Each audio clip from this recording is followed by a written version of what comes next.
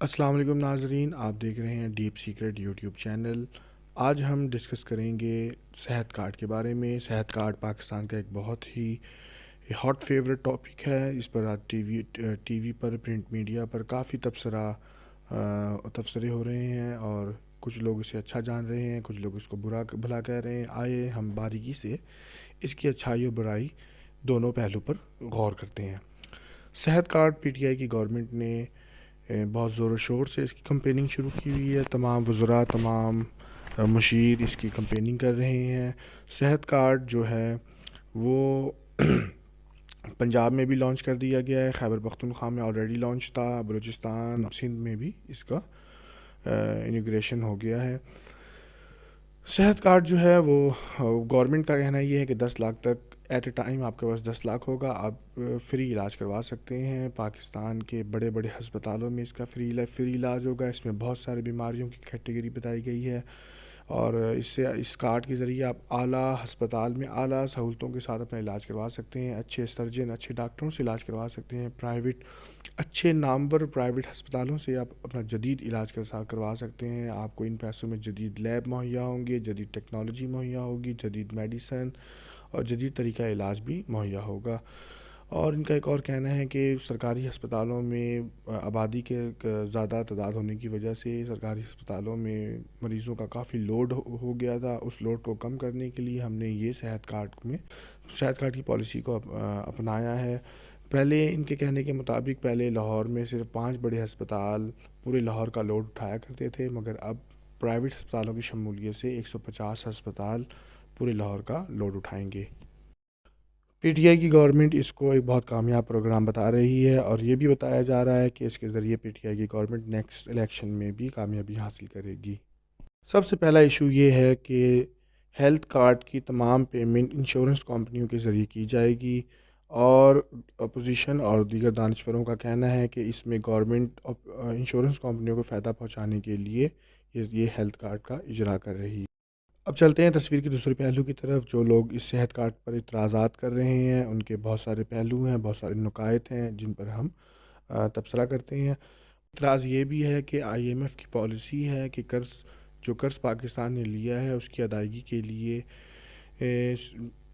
تمام دیگر اداروں کی طرح ہیلتھ سیکٹر کو بھی پرائیویٹائزیشن کرنا چاہیے، اور اس پر وہی طریقہ کار، وہی رول ماڈل جو امریکہ میں صحت کا نظام لاگو ہے، وہ نظام پاکستان میں اپلائی کیا جائے، تاکہ اس سے ہم عوام پر زیادہ سے زیادہ ٹیکس ڈال کر اکانومی جنریٹ کریں، جس سے ہم آئی ایم ایف کا قرض واپس کر سکیں گے۔ ایک اعتراض یہ بھی ہے کہ ارب اربوں روپے کا جو عوام کا ٹیکس ہے، اس عوام کے ٹیکس سے انشورنس کی کمپنیوں کو اربوں روپے کا کمیشن دیا جائے گا۔ کیا وہ کمیشن کے پیسے انشورنس کمپنی کو دینے کے بجائے نئے ہسپتال اور نئے صحت کے ادارے قائم کیے جائیں تو وہ عوام کے لیے بہتر ہوگی؟ امریکہ ماڈل پر صحت کا نظام کو لانے کے لیے فری علاج سے مہنگے علاج کا ٹرینڈ پیدا کیا جا رہا ہے، اور یہ مائنڈ سیٹ تیار کیا جا رہا ہے کہ آپ ایک مہنگے علاج کے لیے آئندہ 5 سالوں، 6 سالوں یا 10 سالوں تک ایک مہنگے علاج کے لیے اپنا مائنڈ سیٹ تیار کر لیں۔ دیکھیں، جس طرح پہلے سرکاری ہسپتال میں جو ایک ٹیسٹ 2,000 روپے میں ہوا کرتا تھا، اب وہ حامد لطیف ہاسپٹل میں وہی ٹیسٹ 10 سے 12,000 روپے میں ہوا کرے گا۔ یہ ایک مہنگے علاج کا ٹرینڈ اور مائنڈ سیٹ عوام میں پیدا کیا جا رہا ہے۔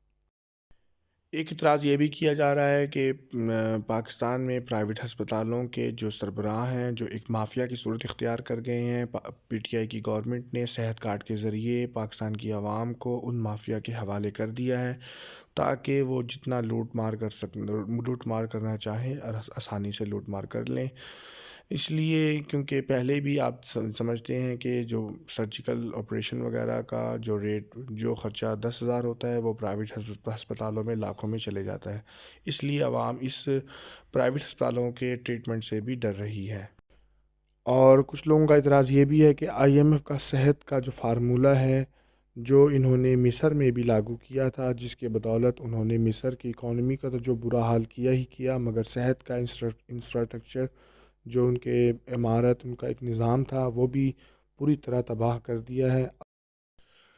ہیلتھ کارڈ کے صارفین کو ایک شکایت یہ بھی ہے کہ جو پرائیویٹ ہسپتال گورنمنٹ نے مینشن کیے ہیں، ایک لسٹ جاری کی ہے، ان میں سے زیادہ تر ہسپتالوں میں او پی ڈی کی فیسلٹیز نہیں ہے، یعنی 90% سے زائد مریض ویسے ہی آؤٹ ہوں گے۔ جو ہسپتال میں داخل نہیں ہوتے وہ علاج کہاں سے کروائیں گے اور کیسے کروائیں گے؟ جب حکومت انشورنس کمپنیوں کو 400 ارب دے گی تو صحت کا روایتی جو نظام ہے، انفراسٹرکچر ہے، چلانے کے لیے بجٹ کہاں سے لائے گی؟ اور اس ہیلتھ کارڈ کی وجہ سے اوپن مارکیٹ کمپنی ٹینشن اور افراط زر کی بنیاد پر پرائیویٹ علاج مزید مہنگا ہو جائے گا۔ دوسرا، آپ کو ملنے والا 7 یا 10 لاکھ کسی وزیر اعظم یا حکومتی پارٹی کا نہیں بلکہ آپ کا پیسہ ہے۔ قومی خزانے سے پہلے اسے سرکاری ہسپتالوں میں براہ راست اچھا یا برا علاج ملتا تھا۔ یہ کامن سینس کی بات ہے کہ اب یہ پیسہ پہلے انشورنس کمپنی کے ٹھیکیداروں کے پاس جائے گا، پھر جس میں سے وہ اپنا حصہ رکھنے کے بعد آپ کا علاج کروائیں گے۔ ایک طرف یہ بھی اعتراض ہے کہ انشورنس کمپنیاں اور کرپٹ ڈاکٹروں کی ملی بھگت سے جعلی بلز بنیں گے اور فراڈیے لوٹیں گے۔ دوسری طرف ٹھیکیداروں کی بچت یہی ہوگی کہ وہ مستحق مریضوں کے جائز بل پر بھی اعتراض لگائیں۔ البتہ قابل غور بات یہ ہے کہ پہلے جو بھی خرچ ہوتا تھا براہ راست ہوتا تھا، اب اس کا ایک اور لیگل پارٹنر بنا دیا گیا ہے۔ اور ایک قومی نقصان یہ بھی ہوگا کہ 70 برسوں میں اب تک بنایا گیا صحت کا اچھا یا برا سرکاری نظام، سرکاری جو بلڈنگیں، عمارتیں سب تباہ ہو جائیں گی، جو کئی 100 کھربوں کی مالیت کا ہے۔ اور جب 2-4 برس بعد کوئی حکومت پریمیئر کی رقم ادا نہیں کر پائے گی تو یہی پرائیویٹ سیکٹر اپنی خدمات روک دیں گے، پھر پیچھے سرکاری ہسپتال بھی موجود نہیں ہوگا، جس سے ایک صحت کا بہت بڑا بحران پیدا ہوگا۔ صحت کارڈ میں ایک کامن پہلو یہ بھی بتایا گیا ہے کہ جن بیماریوں کا علاج ہیلتھ کارڈ میں دستیاب نہیں، کیا وہ بیماریاں نہیں ہیں یا ان کے مریض ہی نہیں ہیں۔ ستم تو یہ بھی ہے کہ اس میں کرونا اور ڈینگی جیسی وبائیں بھی شامل نہیں ہیں اور ٹیسٹ بھی شامل نہیں ہیں، اور بہت ساری بیماریوں میں دواؤں سے زیادہ تو مہنگے ٹیسٹ ہوتے ہیں۔ تو پھر وہ ٹیسٹ کہاں سے کروائیں گے اور کہاں سے وہ پیسہ آئے گا؟ کیونکہ بڑے بڑے پرائیویٹ ہسپتالوں کے جو ٹیسٹ ہوتے ہیں ان کی چارجز بہت زیادہ ہوتی ہیں۔ اور سب سے امپورٹنٹ سوال یہ ہے کہ اگر حکومت کے پاس انشورنس کمپنیوں کو صرف صحت کارڈ پر دینے کے لیے 400 ارب روپیہ موجود ہے تو وہ ملک چلانے کے نام پر $1 ارب کی قسط یعنی 180 ارب روپے کے لیے 350 ارب کے ٹیکس کیوں لگا رہی ہے، جو منی بجٹ کی صورت میں ابھی ریسنٹلی لاگو کیا گیا ہے۔ 200 ارب کے ترقیاتی منصوبوں کو کیوں ختم کر رہی ہے؟ کچھ تو گڑبڑ ہے نا اس یہ بھی پروگرام بتایا میں۔ جا رہا ہے اس کہ بارے میں بھی سوچا جائے کروڑ گا۔ پتی اور ارب پتی لوگ جو پہلے ہی پرائیویٹ ہسپتالوں سے علاج کروایا کرتے تھے، جو وہاں پر علاج کروانا افورڈ کر سکتے تھے، ان کو بھی بنیادی طور پر مفت علاج کی سہولت دی جا رہی ہے، جو ایک اشرافیہ کو نوازنے کے جیسا ہے۔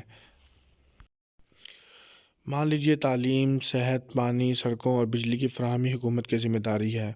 تبدیلی یا سہولت کے اس خوشنما چہرے اور وقتی کامیابی کے پیچھے مکمل تباہی ہے۔ آپ یہ بھی سوچئے کہ اگر یہ صحت کارڈ آئندہ 5 سالوں یا 10 سالوں میں فیل ہو جاتا ہے تو پھر اس آئندہ آنے والی حکومت اس کا الزام کس پر لگائے گی؟ اور اس تمام انشورنس کمپنیوں کو پے کرنے کے لیے پاکستان کے پاس پیسہ کہاں سے آئے گا؟ کیا تمام سرکاری ہسپتالوں کو مصر کی طرح پرائیویٹائزیشن کر اس کا صرف انشورنس کمپنیوں کی اس کی قیمت میں مد میں پیسے ادا کیے جائیں گے، جس سے پاکستان کی عوام اپنے سرکاری املاک، سرکاری ہسپتال، سرکاری لیب سے بھی محروم ہو جائے گی؟ اس بارے میں پاکستان کی گورنمنٹ کو اور پاکستان کے وزراء کو، خاص طور پر عمران خان صاحب کو سوچنا چاہیے۔ ناظرین، ان تمام پہلو پر ہم نے غور و فکر کیا۔ آپ کی کیا رائے ہے اس بارے میں؟ آپ ہمیں کمنٹ سیکشن میں زیادہ سے زیادہ کمنٹ کریں اور ہمارے ویڈیو کو لائک کریں، ہمارے چینل کو سبسکرائب کریں اور ہمارے ویڈیو کو شیئر کریں۔